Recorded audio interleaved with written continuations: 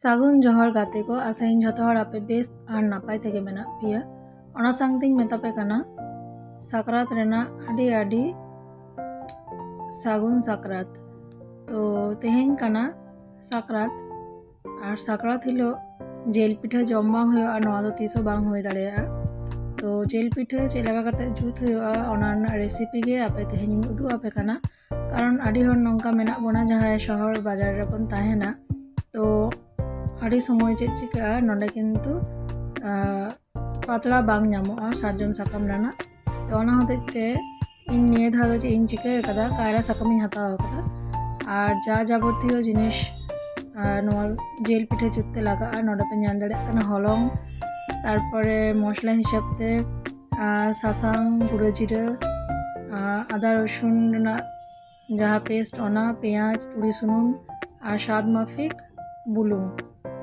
তো যত কিছু মেশা হইনা যখন অল্প ললো দাগ তে কিন্তু নডিং মাখাও কাদা ᱧᱮᱞ ᱠᱟᱫᱟ ᱯᱮ ᱱᱚᱣᱟ ᱚᱱᱟ ᱥᱟᱝᱛᱮ ᱱᱚᱛᱮ ᱛᱟᱣᱟ ᱦᱚᱸ ᱞᱚᱞᱚ ᱟᱠᱟᱱᱟ ᱟᱨ ᱡᱟᱦᱟᱸ ᱠᱟᱭᱨᱟ ᱥᱟᱠᱟᱢ ᱛᱟᱦᱮᱸ ᱞᱮᱱᱟ ᱚᱱᱟ ᱤᱧ ᱜᱮᱫ ᱠᱮᱫᱟ পরিমাণ মতো যতটা ইনাং লাগাত তিᱧᱟ পিঠা জুততে আর ওনারে পहिले ᱫᱚ ᱤᱧ তুড়ি সুনুমিᱧ ᱡᱚᱫᱟᱜ ᱠᱟᱱᱟ ᱛᱟᱨ ᱠᱟᱨᱚᱱ ᱛᱩᱲᱤ ᱥᱩᱱᱩᱢ ᱮᱢ ᱞᱮᱠᱷᱟᱱ ᱠᱤᱱᱛᱩ ᱯᱤᱴᱷᱟᱹ ᱟᱹᱰᱤ ᱪᱮᱨᱦᱟ ᱩᱴᱷᱟᱹᱣ ᱦᱤᱡᱩᱜᱼᱟ। तो ᱱᱚᱜᱼᱚᱭ ᱡᱟᱦᱟᱸ ᱤᱧ ᱯᱤᱴᱷᱟᱹᱧ ᱡᱩᱛ ᱞᱟᱹᱜᱤᱫ ᱦᱚᱞᱚᱝ ᱤᱧ ᱢᱟᱠᱷᱟᱣ ᱞᱮᱫᱟ ᱚᱱᱟ ᱱᱚᱰᱮᱧ ᱯᱟᱥᱱᱟᱣ ᱫᱟ ᱵᱟ ᱞᱟᱹᱭ ᱫᱟᱲᱮᱭᱟᱜᱼᱟ ᱯᱮ ᱠᱟᱭᱨᱟ ᱨᱮᱱᱟᱜ ᱥᱟᱠᱟᱢ ᱨᱮ ᱱᱚᱜᱼᱚᱭ ᱯᱤᱴᱷᱟᱹᱧ ᱡᱩᱛ ᱮᱫᱟ ᱵᱟᱹᱭᱥᱟᱹᱣ ᱫᱤᱧ ᱱᱚᱝᱠᱟ ᱠᱟᱛᱮ। तो मोटामुटी गोल रना इन चेष्टा कदा चांदो लेका एकदम तो तीनटा चांदो लेका गोल कान तिᱧᱟ से बांग कमेंट रे लई ताबन पे आर हाँ निये धा तो आडी दिन पर इन किन्तु हुडिंग धारा नवा ब्लॉग पे लई दाड़ेया बा वीडियो पे लई दाड़ेया एम दिन।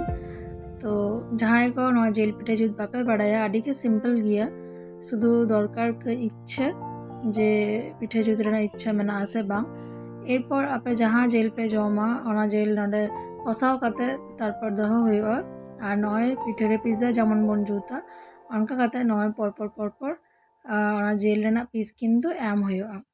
तो नेल तमा आड़ी छाड़ा के नेलक कना आरकी एकदम यामी यामी आवरी तेगे और जेल को किन्तु भागे गे नरम कना कसाव काते और नय नंका भाबते तावा चेतान रे बैसाव हुआ और मिटन भारी टाइप जिनिस माने हामल टाइप जाना गुड़गु तना आरकी पिठे चेतान रे दहो हुआ जाते भागे ठीक पिठे इसिनोग मा।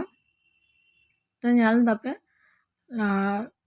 लातार पासटा जखन साकाम रंग रंग हेज लेना ओना दो चेतान धारे उल्टो लेदा तो नय नेल दाड़ेयाग काना पे साकाम रंग काना लातार धारे हो उनका गे। तो चेतान लातार परे नय इसिन मोटामुटी हुई काना और एबार जम रेनाग पाला। तो साकरात हिलो जेल रेना पिठा बांग जम लेखान मने हुआ जे साकरात के बांग मानाव लेना। तो नय नेल दाड़ेयाग काना पे एकदम यामी यामी और इन हस्बैंड मा जम काते लई लेदा आडी नापाय गे हुई लेना और इन हो आडी नापाय गिन बुझाव लेदा और जेहेतु साकाम रे करा हुई काना ओना रना टेस्ट तो एकदम दारुण गे। तो अकय को साकरात चेद लेका पे मानाव किदा अवश्य कमेंट रे लई ताबन पे और नय जदि पे कुसी खान अवश्य लाइक कमेंट शेयर ताबन पे।